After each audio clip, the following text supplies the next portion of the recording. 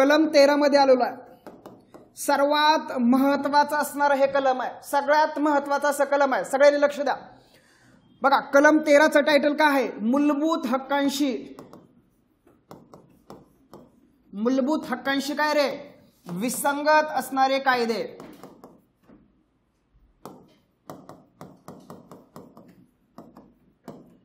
असं याचं टायटल आहे. मूलभूत हक्कांशी काय? सोप्या भाषेमध्ये सांगतोय. मूलभूत हक्कांमध्ये घट घडवून आणणारे कायदे, मूलभूत हक्कांमध्ये न्यूनीकरण घडवून आणणारे कायदे. सोप्या भाषेमध्ये मूलभूत हक्कांच्या विरोधात असणाऱ्या कायद्यांबद्दल कलम 13 बोलतोय. लक्षात ठेवा, कलम 13 सर्वाधिक महत्वाचं कलम आहे. कलम 13 सुप्रीम कोर्टाच्या हातामध्ये आणि हायकोर्टाच्या हातामध्ये न्यायालयीन पुनर्विलोकनासारखं एक महत्वाचं शस्त्र दिलेलं आहे की ज्या शस्त्राच्या माध्यमातून सुप्रीम कोर्ट आणि हायकोर्ट तुमच्या मूलभूत हक्काचं चुकीच्या अविवेकी घटना विरोधी कायद्यांपासून काय रे तुमच्या मूलभूत हक्काचं संरक्षण करणार आहे. त्याच्यामुळे कलम 13 सर्वाधिक महत्वाचा आहे. लक्ष ठेवा, कलम 13 कडे जाण्याच्या पूर्वी मी तुम्हाला एक महत्वाची संकल्पना समजून सांगतो. लक्ष ठेवा, कलम 13 बघत असताना एक संकल्पनेकडे तुम्हाला लक्ष देणं अपेक्षित आहे. बाकी तर मी त्या ठिकाणी गोष्टी बघणारच आहे. ओके, इकडे बघा, कायदे करण्याचा अधिकार. बघा, सगळ्यात महत्वाचं कायद्यापासून ही सुरुवात होते. कलम 13 कशा संदर्भात आहे? कायद्याच्या संदर्भात आहे. पण मला सांगा, कलम 13 सर्वच कायद्याच्या संदर्भात आहे का? सर्वच कायद्याच्या संदर्भात आहे का? नाही. कलम 13 त्याच कायद्याच्या संदर्भामध्ये आहे जे कायदे मूलभूत हक्काच्या विरोधात आहेत. क्लिअर होत आहे? मग नीट लक्ष ठेवा, मी आता इथं राज्यसंस्था हा शब्द वापरतोय. कुठला शब्द वापरतोय? राज्यसंस्था हा शब्द वापरतोय. कारण मूलभूत हक्क कोणाच्या विरोधात आहे? तुम्हाला राज्यसंस्थेच्या विरोधामध्ये आहेत. मला सांगा, राज्यसंस्थेने केलेला कायदा जर योग्य असेल तर तुम्ही त्याला सुप्रीम कोर्टात किंवा हायकोर्टात चॅलेंज करू शकता का? नाही. त्यांना कामच आहे कायदे करण्याचं. मुद्दा पडतोय, राज्यसंस्थेने केलेला कायदा जर अयोग्य असेल, अयोग्य असेल म्हणजेच काय रे? तुमच्या मूलभूत हक्काच्या काय असेल रे? विरोधात असेल. तुमच्या मूलभूत हक्कामध्ये काय रे? घट घडवून आणणारा असेल, तर अशा कायद्याला तुम्ही काय रे? सुप्रीम कोर्टात चॅलेंज करू शकता किंवा काय रे? हायकोर्टात चॅलेंज करू शकता. मग सुप्रीम कोर्टात तुम्ही गेला, हायकोर्टामध्ये तुम्ही गेला, तर सुप्रीम कोर्ट काय करणार आहे? लगेच ते कायदे रद्द करणार आहे का? नाही. सुप्रीम कोर्ट बघणार ते कायदे खरंच कोणत्या मूलभूत हक्काच्या विरोधात आहेत का नाहीत, हे सगळं सुप्रीम कोर्ट काय करणार आहे? बघणार आहे. नुकताच आता IPL संपली, वर्ल्ड कप येतो आता. ओके, मला सांगा, जर एखाद्या बॅट्समनला जर अंपायरनं आउट दिलं मैदानातल्या, तर तो कोणाकडे अपील करतो रे? थर्ड अंपायरकडे अपील करतो. कळत आहे? लगेच असं करतात. मग थर्ड अंपायर लगेच बघतो खरंच आउट आहे का, आउट आहे का नाही. मग त्याला आपण काय म्हणतो रे? रिव्ह्यू म्हणतो. बरोबर आहे की नाही? मग जेव्हा व्यक्ती त्याच्या मूलभूत हक्काच्या विरोधात असणारे कायदे घेऊन सुप्रीम कोर्टात जाईल, जेव्हा हायकोर्टात जाईल, तेव्हा सुप्रीम कोर्ट किंवा हायकोर्ट तसाच रिव्ह्यू बघेल खरंच ते कायदे कोणत्या मूलभूत हक्काच्या विरोधामध्ये आहेत का नाहीत. जर नसतील मूलभूत हक्काच्या विरोधात तर ते कायदे लागू करायला परवानगी देऊन टाकेल. जर कायदे ते मूलभूत हक्काच्या विरोधात असतील तर असे कायदे काय रे? रद्द ठरवण्याचा अधिकार, असंविधानिक ठरवण्याचा अधिकार कुणाला आहे रे? सुप्रीम कोर्टाला आहे आणि हायकोर्टाला आहे. या संकल्पनेला आपण मित्र म्हणतो ज्युडिशियल रिव्ह्यूची संकल्पना. साध्या सोप्या भाषेत लक्ष ठेवा, खूप जास्त प्रश्न येतात. राज्यसंस्था, आता राज्यसंस्था म्हणजे काय आपण कलम 12 मध्ये बघितला. राज्यसंस्थेने केलेला कायदा जर तुमच्या मूलभूत हक्काच्या विरोधात असेल, जर तुमच्या मूलभूत हक्कात घट घडवून आणणार असेल, तर व्यक्ती थेट कलम 32 वापरून कोणाकडे जाणार आहे? सुप्रीम कोर्टाकडे जाणार आहे. कलम 226 वापरून कोणाकडे जाणार आहे? हायकोर्टाकडे जाणार आहे. मग व्यक्ती जेव्हा सुप्रीम कोर्टाकडे जाईल, व्यक्ती जेव्हा हायकोर्टाकडे जाईल, तेव्हा न्याय व्यवस्था त्या कायद्याचा काय घेईल रे? रिव्ह्यू घेईल. खरंच ते कायदे व्यक्तीच्या मूलभूत हक्काच्या विरोधात आहेत का नाही. नाहीतर उठ की सुट रोज कोणी ना कोणी चॅलेंज करत राहील.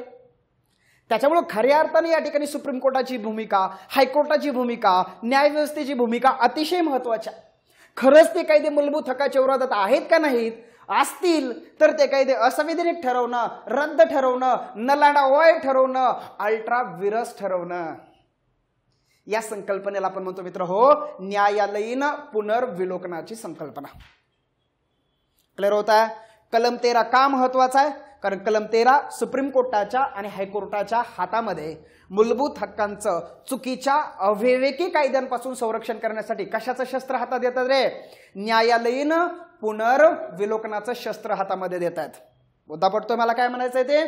त्याच्यामुळे कलम 13 अतिशय महत्वाचा आहे. लक्षात ठेवा, कलम 13 मध्ये न्यायालयीन पुनर्विलोकन दिलंय. पण अजून एक गोष्ट लक्षात ठेवा मित्रांनो, न्यायालयीन पुनर्विलोकन याची व्याख्या भारतीय राज्यघटनेमध्ये कुठेही करण्यात आलेली नाही. पण न्यायालयीन पुनर्विलोकनाचं तत्व मात्र भारतीय राज्यघटनेच्या मूळ घटनेमध्येच आहे, मूळ कलम 13 मध्येच आहे. तर ते म्हणजे काय रे? हे तत्व आहे. व्याख्या कुठेही देण्यात आलेली नाही. न्यायालयीन पुनर्विलोकन असा शब्द प्रयोगही केला गेलेला नाही कलम 13 मध्ये. कलम 13 मध्ये न्यायालयीन पुनर्विलोकनाचं तत्व अशा पद्धतीने सांगण्यात आलेलं आहे. क्लिअर होत आहे? न्यायालयीन पुनर्विलोकन जगात पहिल्यांदा कुठल्या राज्यघटनेत आलं रे? लक्षात ठेवा, न्यायालयीन पुनर्विलोकन, मी काल तुम्हाला न्यायालयीन सक्रियता बोललो, जनहित याचिका बोललो, ह्या सगळ्या अमेरिकन संकल्पना आहेत ज्या मी तुम्हाला न्यायव्यवस्थेमध्ये सविस्तर पद्धतीने शिकवणार आहे. 1803 ला मार्बरी विरुद्ध मॅन्डेसन या केसमध्ये अमेरिकन फेडरल कोर्टानं अमेरिकन संसदेचा कायदा पहिल्यांदा असंवैधानिक घोषित केलाय. त्याच्यामुळे 1803 ला अमेरिकेमध्ये काय रे? न्यायालयीन पुनर्विलोकन तत्वाचा काय झालेला आहे? जन्म झालेला आहे. आणि तिथूनच मी तुम्हाला सोर्सही शिकवलेला आहे. तिथूनच न्यायालयीन पुनर्विलोकन ही संकल्पना कुठं आली रे? भारतीय संविधानाच्या कलम 13 मध्ये आलेली आहे. कलम 13-32 सुप्रीम कोर्टाला अधिकार देत आहे. कलम 13-226 कुणाला अधिकार देत आहे रे? हायकोर्टाला अधिकार देत आहे. या संकल्पनेला आपण म्हणतो न्यायालयीन पुनर्विलोकनाची संकल्पना. अजून मी सोप्या भाषेमध्ये सांगू का? अजून सोप्या भाषेत सांगू का? कायदे मंडळानं, ह्याच्यामध्ये कायदे मंडळ येतात, बरोबर आहे का नाही? ह्याच्यामध्ये केंद्राची कायदे मंडळ येत आहेत आणि ह्याच्यामध्ये राज्य केंद्राची कार्यकारी मंडळ येतात, बरोबर आहे का? केंद्राचं कायदे मंडळ येतंय का? यस. केंद्राचं कार्यकारी मंडळ येतंय का? राज्याचं कायदे मंडळ येतंय का? राज्याचं कार्यकारी मंडळ येतंय का? अजून काय काय येतं राज्य संस्थेच्या व्याख्येत हे मी काल सविस्तर पद्धतीने शिकवलेलं आहे. पण सध्या महत्वाचं काय? केंद्राचं कायदे मंडळ, राज्याचं कार्यकारी मंडळ, केंद्राचं कायदे मंडळ, राज्याचं कार्यकारी मंडळ, केंद्राचं कायदे मंडळ, राज्याचं कार्यकारी मंडळ, या संस्था लक्षात ठेवा. मग कलम 13ची व्याख्या मी थोडक्यात काय सांगतो लक्षात ठेवा. कायदे मंडळाने आणि कार्यकारी मंडळानं केलेल्या कायद्यांची, घेतलेल्या कार्यकारी निर्णयांची घटनात्मकता तपासून बघण्याचा सुप्रीम कोर्टाचा आणि हायकोर्टाचा अधिकार म्हणजे न्यायालयीन पुनर्विलोकन, बरोबर आहे? कायदे मंडळाने केलेल्या कायद्यांची, कार्यकारी मंडळाने घेतलेल्या कार्यकारी निर्णयांची, आदेशांची घटनात्मक वैधता तपासण्याचा सुप्रीम कोर्टाचा आणि हायकोर्टाचा अधिकार म्हणजे न्यायालयीन पुनर्विलोकन होय, बरोबर आहे? घटनात्मकता म्हणजे काय रे? ते खरेच घटनेला धरून आहेत का? खरेच ते मूलभूत हक्काच्या विरोधात आहेत का? हे तपासून बघण्याचा सुप्रीम कोर्टाचा आणि हायकोर्टाचा अधिकार म्हणजे न्यायालयीन पुनर्विलोकन. एस रे, सोप्या भाषेमध्ये समजलं? मला सांगा, खरा प्रॉब्लेम कोणापासून सुरू झालाय रे? कायद्यांपासून. एस रे, म्हणून खऱ्या अर्थाने कलम 13 मध्ये तुम्हाला कायद्याबद्दल माहिती असणं अपेक्षित आहे. प्रत्येक गोष्टीची कायद्याबद्दल माहिती असणं अपेक्षित आहे. कायद्याचे प्रकार आणि कायद्याची व्याख्या आणि कायद्याचे अपवाद. किती गोष्टी कलम 13 मध्ये सांगितलेत कायद्याबद्दल? कायद्याचे प्रकार, कायद्याची व्याख्या आणि कायद्याचे अपवाद.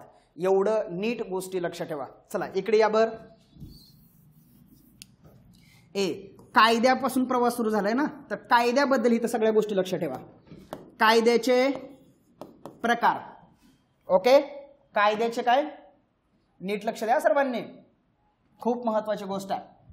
चला, कायद्याचे प्रकार, कायद्याची व्याख्या आणि कायद्याचे अपवाद. आत्ताच प्रश्न आला कुठल्या तरी मेन्स का पूर्व परीक्षेला, इथं बघा. कायद्याचे प्रकार सांगत असताना ते कायदे दोन प्रकारचे सांगितलेत, pre constitution and post constitution. कायद्याचे प्रकार सांगत असताना किती सांगितलेत? दोन. प्री कॉन्स्टिट्यूशन आणि पोस्ट कॉन्स्टिट्यूशन. प्री कॉन्स्टिट्यूशन म्हणजे काय रे? घटना लागू होण्यापूर्वीचे कायदे. मला सांगा, भारतामध्ये घटना लागू होण्याच्या पूर्वी ब्रिटिशांनी केलेल्या कायद्यानं देश चालायचा ना. 1773च्या कायद्यापासून शेवटचा 1947चा कायदा, त्याच्या अगोदरचा 1935चा कायदा, या कायद्यांनी या ठिकाणी मित्र हो भारत चाललाय.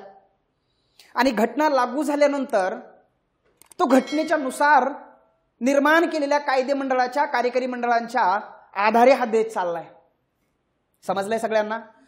म्हणून कलम 13 मध्ये कायद्याचे प्रकार सांगत असताना ते दोन प्रकारे सांगितलेत, एक प्री कॉन्स्टिट्यूशन आणि दुसरं काय रे, पोस्ट कॉन्स्टिट्यूशन. प्री कॉन्स्टिट्यूशन म्हणजे काय रे, संविधान लागू होण्यापूर्वीचे कायदे. आणि हे काय सांगितलं रे, संविधान लागू झाल्यानंतरचे कायदे. मला सांगा हे कायदे कोणी केले असतील रे, एस्क्युनो रे.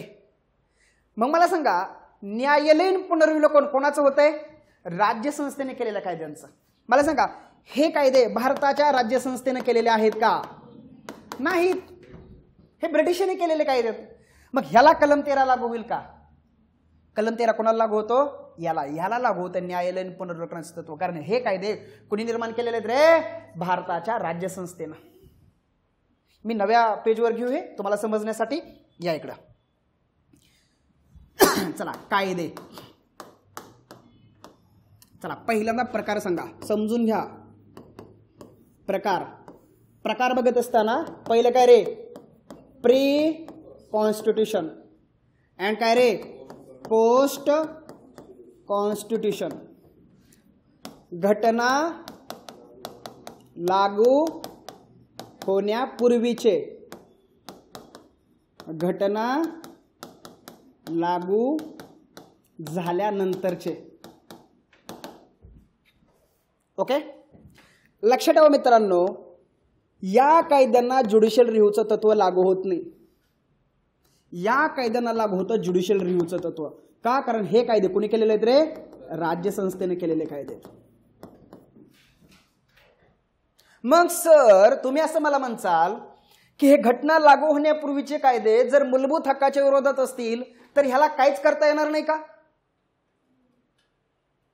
तुम्ही असं मला प्रश्न विचाराल ना की सर याला सुप्रीम कोर्टाचं किंवा हायकोर्टाचं ज्युडिशियल रिव्ह्यूचं प्रिन्सिपल लागू होत नाही, मग हे जर कायदे समजा सध्या IPC आहे, इंडियन पिनल कोड, IPC मधलं 124A नावाचं सेक्शन आहे, ते लोकांच्या कलम 19 अभिव्यक्ती स्वातंत्र्याच्या विरोधात होतं. कलम कोणाच्या विरोधात होता, अभिव्यक्ती स्वातंत्र्याच्या विरोधात होतं कलम. बोलला म्हणजे देशद्रोह लावा. आता त्याच्या संदर्भात मी कलम 21 मध्ये बोलेल सविस्तर पद्धतीने. श्रेय सिंगल केस आहे, केदारनाथ सिंग केस आहे, मी तिकडे सविस्तर बोलेन, इथं बोलणार नाही. मग IPC हे ब्रिटिशांनी बनवलेलं कलम आहे, कायदा आहे, प्री कॉन्स्टिट्यूशन ऍक्ट आहे. मग ह्या कायद्यातलं IPC 124A हे कलम लोकांच्या किंवा संविधानामधल्या कलम 19(1)A च्या विरोधात आहे, अभिव्यक्ती स्वातंत्र्याच्या विरोधात आहे. मग सर ह्याला तर ज्युडिशियल रिव्ह्यू लागू होत नाही, मग ह्याचं नेमकं करायचं काय. संविधानामध्ये काही सांगितलंय, काहीच नाही सांगितलं संविधानाच्या. मग या ठिकाणी मित्र हो सुप्रीम कोर्टाने एक प्रिन्सिपल घालून दिलाय, त्याला आपण म्हणतो डॉक्ट्रिन. त्याला आपण काय म्हणतो रे, डॉक्ट्रिन म्हणतो. सुप्रीम कोर्टाने एक डॉक्ट्रिन घालून दिलाय. जर हे कायदे जर लोकांच्या मूलभूत हक्काच्या विरोधात असतील तर नेमकं ह्या कायद्याबद्दल करायचं काय, तर त्या संदर्भामध्ये सुप्रीम कोर्टाने मित्र हो या ठिकाणी काय घालून दिलंय, एक डॉक्ट्रिन घालून दिलंय. त्या डॉक्ट्रिनला आपण म्हणतो डॉक्ट्रिन ऑफ इक्लिप्स. काय म्हणतो त्याला आपण, डॉक्ट्रिन ऑफ इक्लिप्स. त्याला मराठीमध्ये म्हणतो ग्रहणाचा सिद्धांत. या ठिकाणी सुप्रीम कोर्टाने सांगितलं मित्र हो, संविधान लागू होण्यापूर्वीच्या कायद्यामधली जर एखादी तरतूद जनतेच्या व्यक्तींच्या मूलभूत हक्काच्या विरोधामध्ये असेल तर या ठिकाणी ती तरतूद रद्द बातल ठरणार नाही किंवा ती रद्द बातल ठरवण्याचा अधिकार सुप्रीम कोर्टाला असणार नाही. मग सुप्रीम कोर्टाला काय अधिकार असेल, ती तरतूद सुप्रीम कोर्ट तात्पुरती काय करू शकेल माहिती का, सस्पेंड करेल. काय करेल, सस्पेंड करेल, निष्क्रिय करेल. जशी काही या कलम 19ची सावली याच्यावरतीच पडली आहे. एक्लिप्स म्हणजे काय रे, ग्रहण. एक्लिप्स म्हणजे काय, ग्रहण. जसं काय या कलम 19ची सावली या 124A वरती पडली आणि 124A ग्रहणाखाली निघून गेलंय, त्या अंधारात निघून गेलंय. म्हणजे तात्पुरतं 124A सुप्रीम कोर्ट काय करेल रे, न्यायव्यवस्था काय करेल रे, सस्पेंड करेल. आणि जेव्हा संसद कलम 124A मध्ये सुधारणा करेल आणि परत ते कलम 19शी सुसंगत करेल, तेव्हा 124A पुन्हा लागू होईल. डॉक्टर ऑफ इक्लिप्स म्हणजे काय रे, की संविधान लागू होण्यापूर्वीच्या कायद्यामधली तरतूद जर मूलभूत हक्काच्या विरोधामध्ये असेल तर ती तरतूद कायमस्वरूपी रद्द न करता तात्पुरती निष्क्रिय करणं, तात्पुरते ग्रहणाखाली ढकलणं, आणि जेव्हा संसद याच्यामध्ये सुधारणा करून ती मूलभूत हक्कांशी सुसंगत करेल तेव्हा ती पुन्हा लागू करणे. आज तुम्ही बघितलं तर 124A IPC मधली बरीचशी कलम सस्पेंड झाली होती, हे सुद्धा कलम सस्पेंड होतं. आता संसदेमध्ये बदल करून हे नव्याने लागू केलंय. तुम्हाला हे माहिती आहे, पेपरमध्ये वाचलं, करंटमध्ये वाचलंय. एस्किनोरे सविस्तर मी ह्याच्यावर पुढे बोलणारच आहे कलम 19 मध्ये. सध्या एवढं लक्ष ठेवा की प्री कॉन्स्टिट्यूशन कायदे हे कशामध्ये दिलेत रे, कलम 13 सब क्लॉज 1 मध्ये दिलेत. कलम 13 सब क्लॉज 1 मध्ये काय दिलंय, प्री कॉन्स्टिट्यूशन ऍक्ट्स, घटना लागू होण्यापूर्वीचे कायदे. या कायद्यांना ज्युडिशियल रिव्ह्यू लागू होतो का, नाही. लक्षात येते का. मग सुप्रीम कोर्ट काय म्हणतंय, ह्याला काय लावा, डॉक्टर ऑफ इक्लिप्स. जर हे कायदे मूलभूत हक्काच्या विरोधात असेल तर हे रद्द न करता, ज्युडिशियल रिव्ह्यू न करता हे तात्पुरते निष्क्रिय करा. आणि जेव्हा संसद ह्याच्यामध्ये बदल करेल, जेव्हा संसद हे सुसंगत करेल तेव्हा ते पुन्हा लागू करा. म्हणजे सुप्रीम कोर्टाला या कायद्याबाबत ज्युडिशियल रिव्ह्यूचा अधिकार नाही. सुप्रीम कोर्ट हे कायदे रद्द करू शकत. किती लोकांना कळालं. आता पुढे या, पोस्ट कॉन्स्टिट्यूशन. पोस्ट कॉन्स्टिट्यूशन म्हणजे काय रे, घटना लागू झाल्यानंतरचे कायदे. मग पुन्हा या बरं इकडं, घटना लागू झाल्यानंतरचे कायदे म्हणजे कोणाचे कायदे आहेत, राज्यसंस्थेने केलेले कायदे.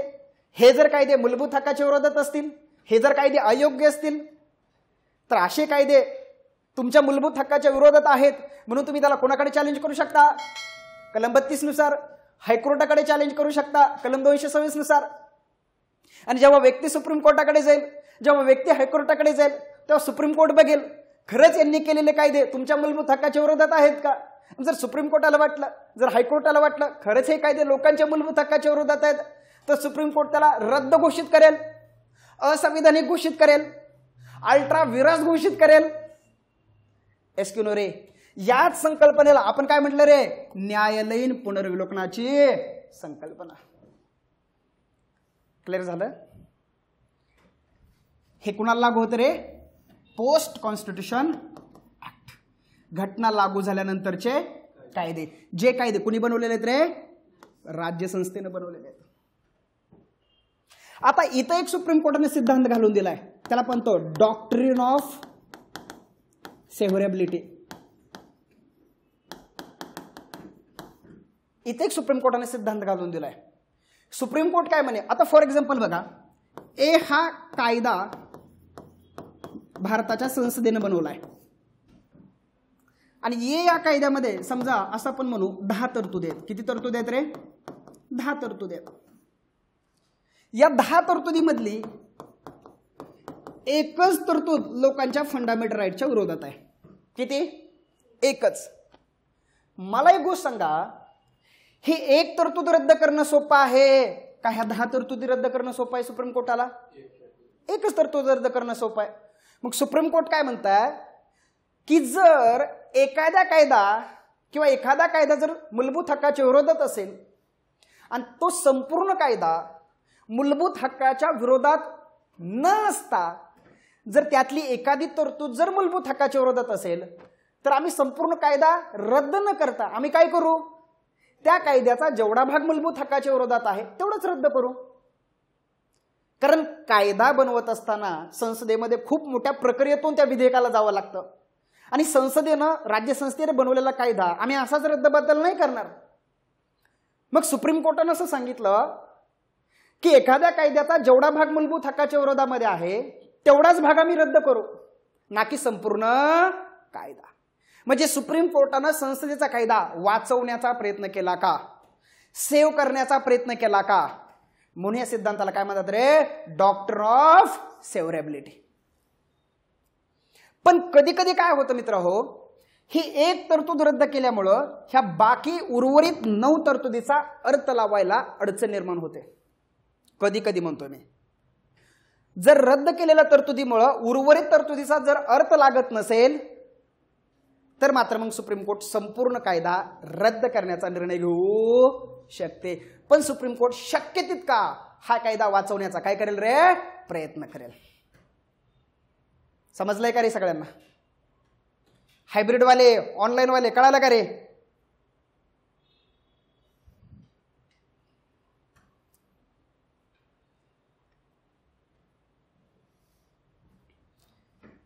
प्री कॉन्स्टिट्यूशन ऍक्ट कळाले? याच्यासाठी संविधानामध्ये कलम 13(2) टाकलाय. क्लिअर झालं? आता पुढे या. कायद्याची व्याख्या पण असणं महत्वाचं आहे का नाही रे? नेमका कोणता कायदा, नेमका कोणता कायदा? काल मी तुम्हाला सांगितलं की नाही, मूलभूत हक्क राज्य संस्थेच्या विरोधात आहेत. मग राज्य संस्था म्हणजे नेमकं कोण? समाधान कोकाटे हा राज्य संस्था आहे का? आहे का? आज नाहीये. पण उद्या जर मला सरकारनं टेंडर दिलं, जा शिकव गोरगरिबांच्या पोरांना, आम्ही तुला पैसे देतो. आता मी कोणासाठी काम करायला लागलो रे? सरकारसाठी काम करायला लागलो, सरकारच्या वतीने काम करायला लागलो. फुकट नाही, पैसे दिले सरकारने मला. नाव I am become a state. एसक्यू रे, according to RD Shetty case. 3 निकष दिले ना. मग मी काल तुम्हाला राज्य संस्था म्हणजे कोण हे क्लिअर केलं. मग आज मला हे क्लिअर करावं लागेल की नेमका कायदा म्हणजे कोण, कायद्यामध्ये नेमके कोणते कायदे येतात. एसक्यू रे, तर ह्या कायद्याच्या व्याख्येत लक्षात ठेवा, एक येतं कायमस्वरूपी कायदे मित्र हो, दुसरे येतात तात्पुरते कायदे मित्र हो, तिसरे येतात डेलिगेटेड लेजिस्लेशन, त्याला आपण म्हणतो प्रदत्त विधिनियम, आणि चौथा आपण म्हणू कायद्याचे गैरवैधानिक स्रोत. या 4 गोष्टी नीट लक्षात ठेवा. प्रश्न विचारण्याची शक्यता खूप कमी आहे, इकडे खूप प्रश्न येतात. कायमस्वरूपी कायदे, मला सांगा कायमस्वरूपी कायदे करण्याचा अधिकार कोणाला आहे रे? संसदेला आणि राज्य विधिमंडळाला.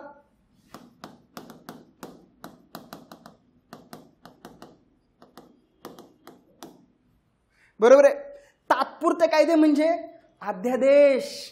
मग अध्यादेश काढण्याचा अधिकार कोणाला आहे रे? राष्ट्रपती आणि राज्यपालांना. राष्ट्रपतीचं कलम सांगा 1, 2, 3. राज्यपालाचं कलम सांगा 2, 1, 3. 123, 213. सविस्तर बघूयात, ट्रिक्स देतो पुढं. प्रदत्त विधिनियम म्हणजे काय?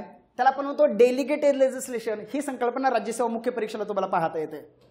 कधी कधी काय होतं माहिती आहे का, ही संसद आणि हे राज्य विधिमंडळ कायदा बनवते. मग मला सांगा, ज्यांनी कायदा बनवला त्यांनीच अंमलबजावणी करण्यासाठी रूल्स रेग्युलेशन्स बनवायला पाहिजे, असं आहे का? संसदेने कायदा बनवायचा आणि तो अंमलबजावणी करत असताना रूल्स रेग्युलेशन कार्यकारी मंडळाने बनवायचे, विसंगती निर्माण होईल ना? होईल ना? मग ज्यानं कायदा बनवलाय त्यानंच त्याच्या अंमलबजावणीसाठी रूल्स रेग्युलेशन बनवायला पाहिजे. पण प्रॉब्लेम काय आहे माहिती आहे का? प्रॉब्लेम काय माहिती आहे का, की संसद कायदा बनवते, कायदा दिल्लीत बनतो, पण अंमलबजावणी त्याची गल्लीत होते. मग मला सांगा, कायद्याच्या अंमलबजावणीसाठी रूल्स रेग्युलेशन बनवत असताना तेवढी एक्सपर्ट लोक संसदेत असतील असं नाही. बर, संसदेकडे तेवढंच एक काम नाहीये, अनेक कामापैकी एक काम संसदेचं काय आहे? कायदे बनवणं. मग संसद काय करते? कायदा बनवते, कायदा बनवते, पण ते कायदा अंमलबजावणी करत असताना जे लागणारे रूल्स रेग्युलेशन आहे ते बनवण्याचा अधिकार दुसऱ्याकडे हस्तांतरित करते. कोणाकडे? कार्यकारी मंडळाकडे. आम्ही कायदा बनवून देतो, कार्यकारी मंडळाला सांगते तुम्हाला अंमलबजावणी करायचं आहे, आमचं काम आम्ही तुमच्याकडे हस्तांतरित करतोय, आमचं काम तुमच्याकडे डेलिगेट करतोय. बरोबर आहे की नाही? डेलिगेट करणं म्हणजे काय रे? हस्तांतरित करणं. म्हणजे कार्यकारी मंडळाने बनवलेले नियम असतात, सूचना असतात, पोटनियम असतात, या सगळ्यांना आपण म्हणतो डेलिगेटेड लेजिस्लेशन. त्याला मराठीत म्हणतात मित्र हो प्रदत्त विधिनियम. राज्यसेवा मुख्य परीक्षेला प्रशासकीय कायदा नावाचे टॉपिक आहे, त्या ठिकाणी हे सविस्तर आपल्याला बघावं लागतं. त्याला काय म्हणतात रे? प्रदत्त विधिनियम. प्रदत्त विधिनियमामध्ये काय येतात रे? कार्यकारी मंडळानं केलेल्या सूचना, नोटीस, अधिसूचना, उपसूचना, हे सगळं क्लिअर झालं. कायद्याचे गैरवैधानिक स्रोत म्हणजे काय? कधी कधी काय असतं मित्र हो, तुम्हाला सांगतो, कधी कधी अशा रूढी परंपरा असतात, रीतिरिवाज असतात, ते कायदा म्हणूनच इस्टॅब्लिश होत जातात, पूर्वापार पद्धतीने आलेले असतात, ते चालत आले असतात, जसा काही त्यांना कायद्याचाच दर्जा आहे. कळतंय का? मग अशा पूर्वापार पद्धतीने चालत आलेल्या रूढी, परंपरा, रीती रिवाज या सगळ्यांना मित्र हो कायद्याच्या गैरवैधानिक स्रोतामध्ये घेतलंय. क्लिअर झालं का? मग मी तुम्हाला काय सांगतोय, याच्यासाठी मित्र हो कलम 13 सबक्लॉज 3 टाकलाय. काय टाकलाय? कलम 13 सबक्लॉज 3 टाकलाय आणि कायद्याची व्याख्या दिली. ह्याचा अर्थ असा होतो, कलम 13(3)च्या व्याख्येमध्ये म्हणजेच कायद्याच्या व्याख्येमध्ये जे जे घटक येतात एसक्यू रे, त्या त्या घटकांना आपण काय म्हणणार आहे? कायदा. बरोबर आहे? मग कायद्याच्या व्याख्येमध्ये येणारा प्रत्येक घटक, त्या घटकाचा कोणताही भाग जर तुमच्या मूलभूत हक्काच्या विरोधात असेल तर तुम्ही कलम 32 नुसार सुप्रीम कोर्टाकडे जाऊ शकता आणि कलम 226 नुसार कोणाकडे जाऊ शकता रे? हायकोर्टाकडे जाऊ शकता. त्याच्यासाठी मित्र हो कायद्याची व्याख्या आपल्याला महत्वाची आहे. क्लिअर झालं का? इथे एक प्रॉब्लेम झाला मित्र हो, इथे एक प्रॉब्लेम झाला. एक गोलकनाथ केस झाली. कुठली केस झाली? गोलकनाथ केस झाली. कलम 13(3)च्या संदर्भामध्ये नीट लक्षात ठेवा, इथं प्रश्न आलेला आहे. कलम 13(3)च्या संदर्भामध्ये एक गोलकनाथ केस झाली. कुठली केस झाली? गोलकनाथ केस झाली. आय थिंक 1967 ला असेल, तारीख चुकत असेल तर मला करेक्ट करा. 1967 ला गोलकनाथ केस झाली. गोलकनाथ केसमध्ये सुप्रीम कोर्टानं अत्यंत टोकाचा निर्णय दिला. कशा संदर्भामध्ये? मूलभूत हक्काच्या संदर्भामध्ये. त्या ठिकाणी नीट लक्ष द्या पाठीमागं, त्या ठिकाणी सुप्रीम कोर्टानं असं सांगितलं की संसद मूलभूत हक्कामध्ये घट घडवून आणू शकत नाही, संसद मूलभूत हक्कामध्ये दुरुस्ती सुद्धा करू शकत नाही. कारण मूलभूत हक्क कसे आहेत माहिती का? मूलभूत हक्क दैवी आहेत, अपरिवर्तनीय आहेत. आपण वैशिष्ट्यामध्ये सांगितलं होतं मूलभूत हक्क परिवर्तनशील आहेत, त्याच्यामध्ये तुम्ही बदल करू शकता, सुधारणा करू शकता, एटसेट्रा एटसेट्रा मी बघितला. पण सुप्रीम कोर्ट स्वतः असं म्हणतात की संसद मूलभूत हक्कामध्ये घट घडवून आणू शकत नाही, बदल करू शकत नाही, सुधारणा करू शकत नाही, कारण मूलभूत हक्क कसे आहेत रे? अपरिवर्तनीय आहेत. अगदी त्याच्यामध्ये घटना दुरुस्ती सुद्धा करू शकत नाही, असा निर्णय सुप्रीम कोर्टाने या केसमध्ये दिला. लक्षात ठेवा मित्रांनो, सुप्रीम कोर्टानं म्हणजे सुप्रीम कोर्टाने इथं काय वापरला रे? आपला ज्युडिशियल रिव्ह्यूचा अधिकार वापरला. एक गोष्ट लक्षात ठेवा, ज्युडिशियल रिव्ह्यू अंतर्गत, नीट लक्षात ठेवा, ज्युडिशियल रिव्ह्यू अंतर्गत सुप्रीम कोर्टानं दिलेले निर्णय संसदेवरती बंधनकारक नसतात. नीट लक्षात ठेवा, ज्युडिशियल रिव्ह्यू अंतर्गत सर्वोच्च न्यायालयाने किंवा उच्च न्यायालयाने दिलेले निर्णय राज्य संस्थेवरती किंवा संसदेवरती बंधनकारक नसतात. हे निर्णय जर बदलावायचे असतील तर संसद दुसरा नवा कायदा, नवी घटना दुरुस्ती करून संसद न्यायव्यवस्थेने दिलेले निर्णय बदलवू शकते.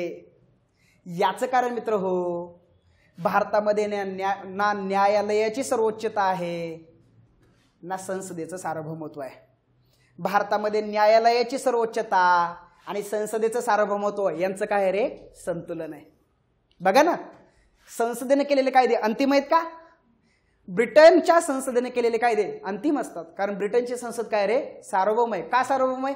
कारण तिथं ज्युडिशियल रिव्ह्यू नावाची संकल्पना नाही आहे. ब्रिटनच्या संसदेने केलेले कायदे अंतिम आहेत, ते योग्य आहेत अयोग्य आहेत म्हणून ते कायदे रद्द ठरवणारी न्यायालयीन पुनर्विलोकनासारखी व्यवस्था तिथे नाहीये. म्हणून ब्रिटनच्या संसदेने केलेले कायदे अंतिम आहेत. मला सांगा, भारताच्या संसदेने केलेले कायदे अंतिम आहेत का रे? नाही आहेत अंतिम. त्याला तुम्ही सुप्रीम कोर्टात चॅलेंज देताय, त्याला तुम्ही हायकोर्टात चॅलेंज देताय, आणि हायकोर्टाकडून ते कायदे रद्द करून घेताय तुम्ही, जर तुमच्या मूलभूत हक्काच्या विरोधात असतील तर. हे कुठे कायदे अंतिम आहेत? म्हणजे भारताची संसद कुठे सार्वभौम आहे? नाही ना.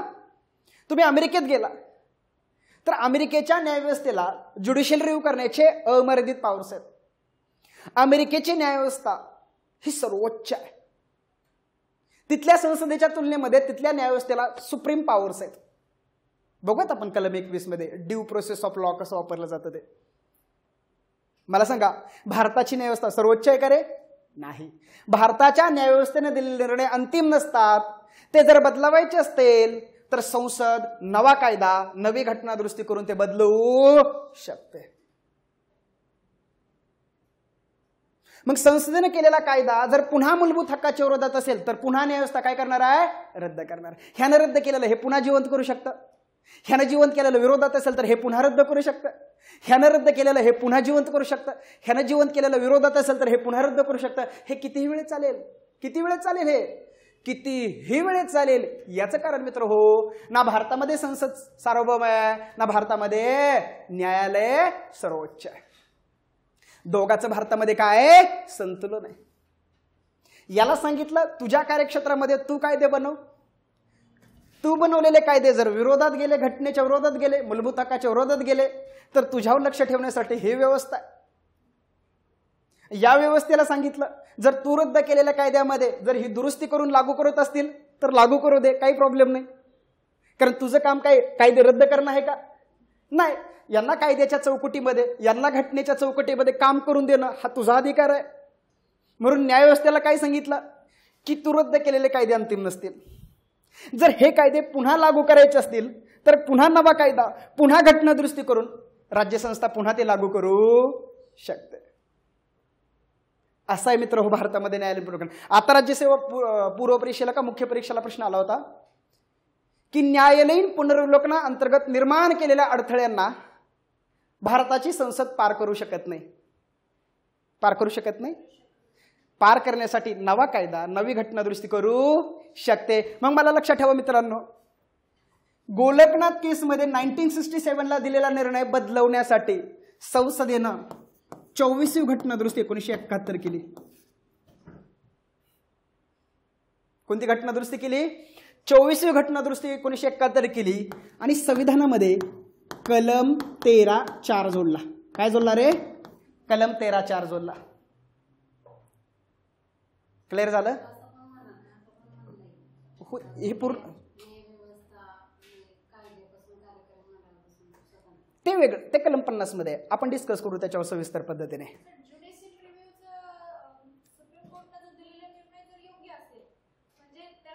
एक 5 मिनिटं द्या, मी तुमच्या संकल्पनेकडे येतो.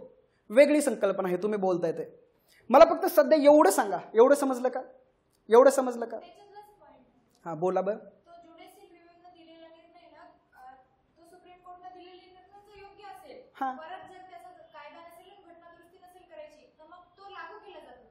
कुणी यानं दिलेला सुप्रीम कोर्टानं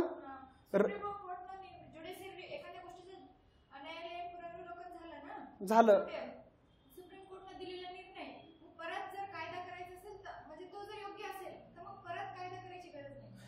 सुप्रीम कोर्टाने दिलेला जर निर्णय योग्य असेल तर का? ह्यानं दिलेला निर्णय योग्य आहे अयोग्य आहे हे कोण ठरवणार आहे? मला सांगा. याच्यामध्ये बदल करून ह्यानं निर्णय रद्द केलाय, बरोबर की नाही? पण त्याच्यामध्ये बदल करून जर लागू करायचं असेल तर संसद लागू करू शकत नाही का? लागू करू शकते ना. कारण हा अंतिम नाही ना. ह्याचं दिलेले निर्णय अंतिम नाहीत ना. ह्यानं दिलेले निर्णय अंतिम नाही आहेत कारण हे सर्वोच्च नाही आहे. ह्यानं दिलेले निर्णय अंतिम नाही आहेत. ह्यानं दिलेले जर निर्णय अंतिम असतील तर तुम्ही म्हणताय ते योग्य. ह्यानं निर्णय दिला, योग्य निर्णय दिलाय, मग तिथंच थांबा, त्याच्या पुढे जाऊ नका. ते अमेरिकेत आहे, भारतामध्ये असं नाही. ह्यानं दिलेला निर्णय योग्य आहे, योग्यच असणार आहे, 100% योग्यच असणार आहे. पण जर ह्यानं दिलेला निर्णय जर त्याच्यामध्ये योग्य तो बदल करून लागू करायचा असेल तर संसदेला अधिकार आहेत ना. संसद त्याच्यामध्ये कायदा करू शकते, नाही. ह्यानं तर रद्द केलाय ना.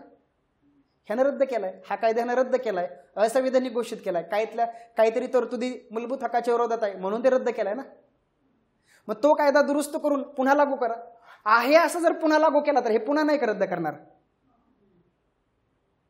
आहे असं जर पुन्हा लागू केला तर हे पुन्हा रद्द करेल ना. मग त्या कायद्यामध्ये तुम्ही दुरुस्ती करा, त्या कायद्यामध्ये तुम्ही बदल करा आणि पुन्हा तुम्ही लागू करा, अशी संकल्पना आहे. एसक्यू नो रे पाठीमाग सगळ्यांना समजलं? ऑनलाईन बंधू भगिनी सगळ्यांना समजलंय? हायब्रिड बॅचचा हाच फायदा आहे. तुम्ही सगळे मला प्रॉपर प्रश्न विचारू शकता, ऑनलाईन वाले सुद्धा. रेकॉर्डेड बॅच मध्ये कसं आहे, तुम्ही घेतलंय रप रप रप रप जिवंतपणा. इथं काय आहे, अजून आपले भरपूर बघा ना, टॉपिक झाला, टेस्ट होते, PYQ होतात, रिव्हिजन होतं, अजून तुम्हाला चांगलं बेटर समजतंय. हाच हायब्रिड बॅचचा फायदा आहे. हे कळालंय का? आता इकडे या. गुड, चांगला प्रश्न विचारला, इकडे लक्ष द्या. मग गोलकनाथ केसमध्ये सुप्रीम कोर्टाने दिलेला निर्णय बदलवायचा आहे. भारताची संसद बदलू शकते का? होय. त्यासाठी काय करावं लागेल रे? नवा कायदा. मग घटना दुरुस्ती हा कायदा नव्हे का? यस. मग त्यासाठी 24वी घटना दुरुस्ती 1971 केली गेली आणि भारताच्या संविधानामध्ये नवकलम जोडण्यात आलं, 13 सबक्लॉज 4. आणि या कलमामध्ये संसदेने सांगितलं की घटना दुरुस्ती कायदे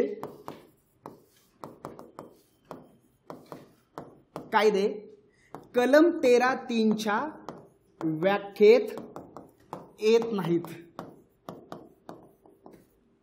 कारण बघा ना, जी गोष्ट कलम 13च्या व्याख्येत येते, 13(3)च्या व्याख्येत येते, त्याला ज्युडिशियल रिव्ह्यू लागू होतो.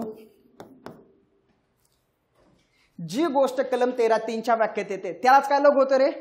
ज्युडिशियल रिव्ह्यू लागू होतो. जर एखादी गोष्ट 13(3)च्या व्याख्येच्या बाहेर आहे, समजा ही बाब कलम 13च्या व्याख्येच्या बाहेर आहे, याला ज्युडिशियल रिव्ह्यू कसा लागू होईल? मग 13(4) टाकून संसदेनं एक नवी खेळी खेळली. काय नवी खेळी आहे? की संसद मूलभूत हक्कामध्ये घटना दुरुस्ती करून कितीही बदल करू शकते. काय करून? घटना दुरुस्ती करून. आणि संसदेने केलेल्या घटना दुरुस्तीला मूलभूत हक्काच्या विरोधामध्ये आहे म्हणून सुप्रीम कोर्टात चॅलेंज करता येणार नाही. का नाही चॅलेंज करता येणार? कारण घटना दुरुस्ती कायदे हे 13च्या व्याख्येच्या काय आहेत रे? बाहेर आहेत. ते 13(3)च्या म्हणजे कायद्याच्या व्याख्यात येतच नाहीत. जर ते कायदा 13(3)च्या व्याख्येत येतच नाही तर त्याचा ज्युडिशियल रिव्ह्यू करायचा संबंधच येत नाही. म्हणजे नवी खेळी संसदेनं 13(4) टाकून खेळली. याला चॅलेंज केलं गेलं मित्र हो, केशवानंद भारती केस. भारती केस 24 एप्रिल 1973 ला सुप्रीम कोर्टाने 13(4) अवैध घोषित केलं. मी तुम्हाला मूलभूत हक्क आणि मार्गदर्शक तत्त्वांची समीक्षा शिकवत असताना ह्याच्या सविस्तर बोलणार आहे. पण सध्या एवढंच लक्षात ठेवा, आता मेन्स परीक्षेला विचारलं 13(4) जो आहे तो कोणत्या खटल्याचा परिणाम म्हणून आला? कोणत्या खटल्याचा परिणाम म्हणून? गोलकनाथ केसचा. गोलकनाथ केस मधला सुप्रीम कोर्टाचा निर्णय बदलवण्यासाठी तर 13(4) आला ना रे. त्याच्यासाठी तर 24वी घटना दुरुस्ती आली ना रे. 13(3) मध्ये कायद्याची व्याख्या आहे.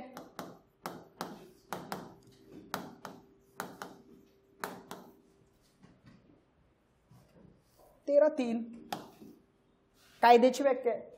या कायद्याच्या व्याख्येमध्ये घटना दुरुस्ती कायदे येतच नाहीत, त्याच्यामुळे त्याचा ज्युडिशियल रिव्ह्यू होणारच नाही.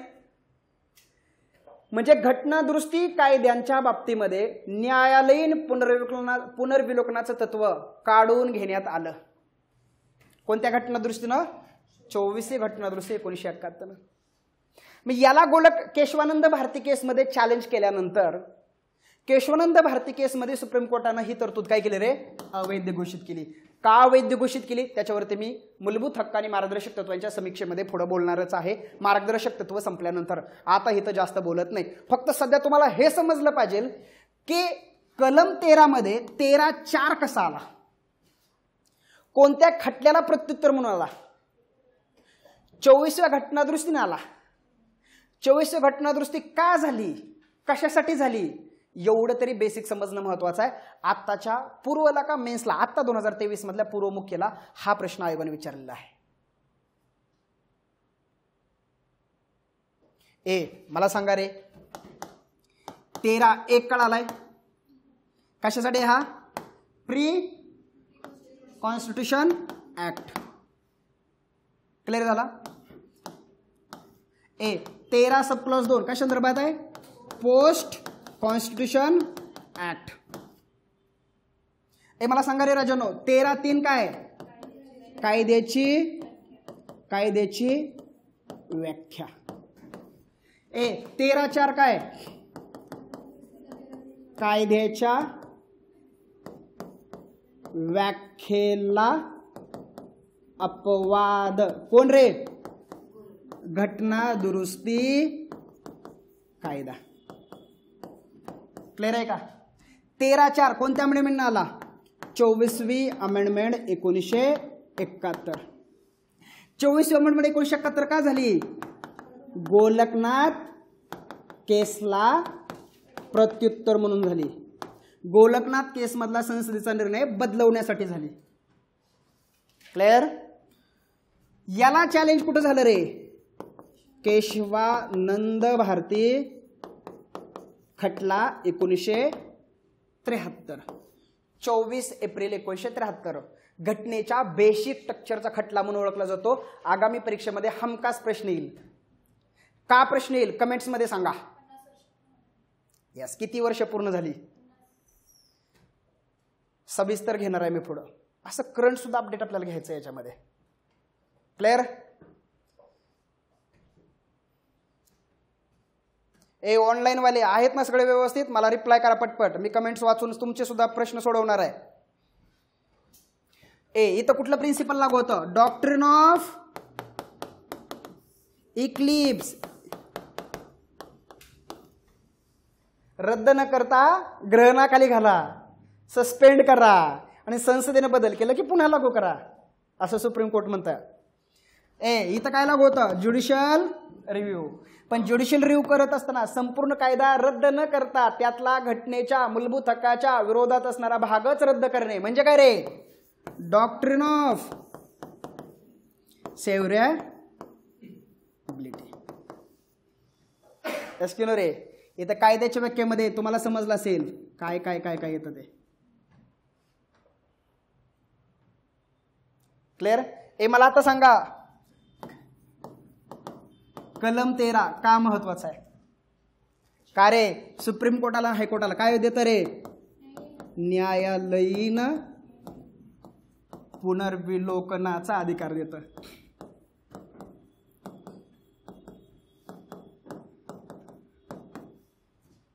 ज्या अधिकाराच्या अंतर्गत सुप्रीम कोर्ट किंवा हायकोर्ट मूलभूत हक्कांशी विसंगत असणाऱ्या कायद्यापासून तुमच्या मूलभूत हक्काचा बचाव करू शकतात का तुमच्या मूलभूत हक्काचं संरक्षण करू शकतात का. यस. आता न्यायालयीन पुनर्विलोकनाच्या संदर्भामध्ये तुम्हाला किती गोष्टी लक्षात ठेवायच्यात. चला याची व्याख्या घटनेत आहे का तर ह्याचं उत्तर काय रे नाही.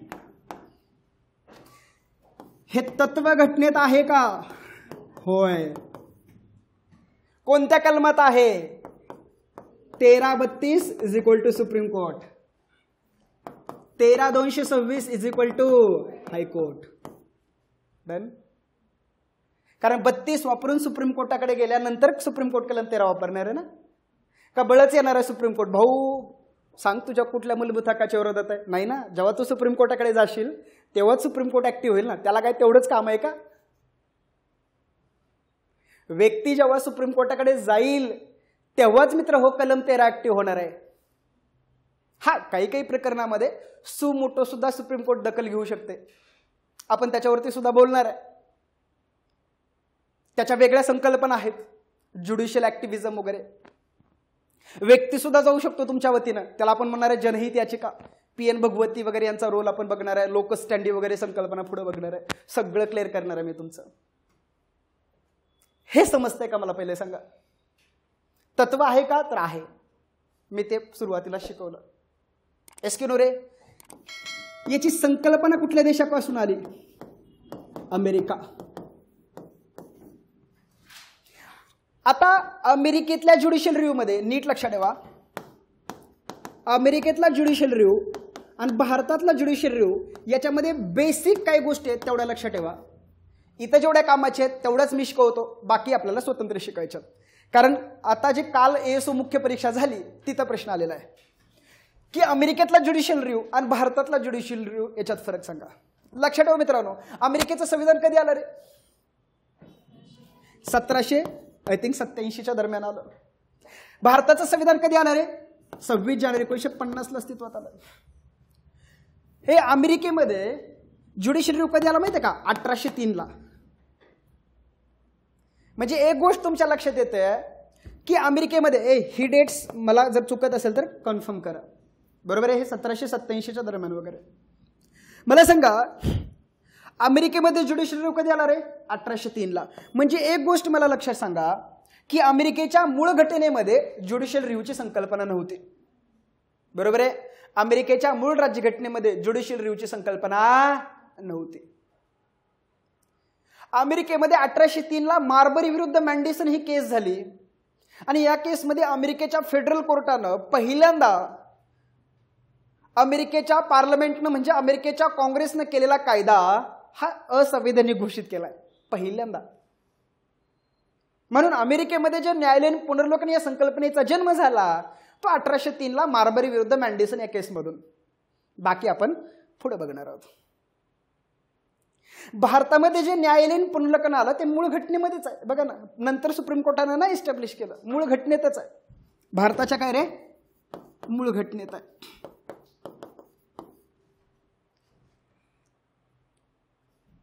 एवढं डोक्यात आलं तुमच्या?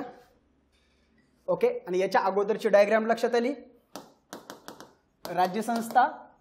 राज्यसंस्थेने केलेला कायदा जर मूलभूत हक्काच्या विरोधात असेल तर असा कायदा काय रे?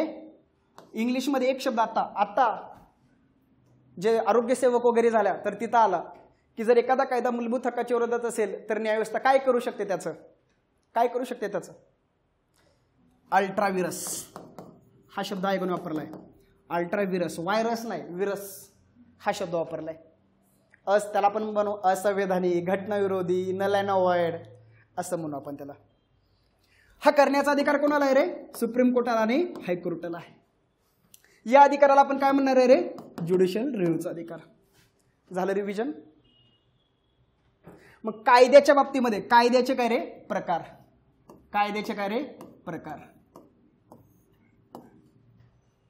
दोन. कायद्याची काय रे? व्याख्या. आणि त्याचे काय रे? अपवाद. सगळं पोस्टमार्टम झालं पाहिजे.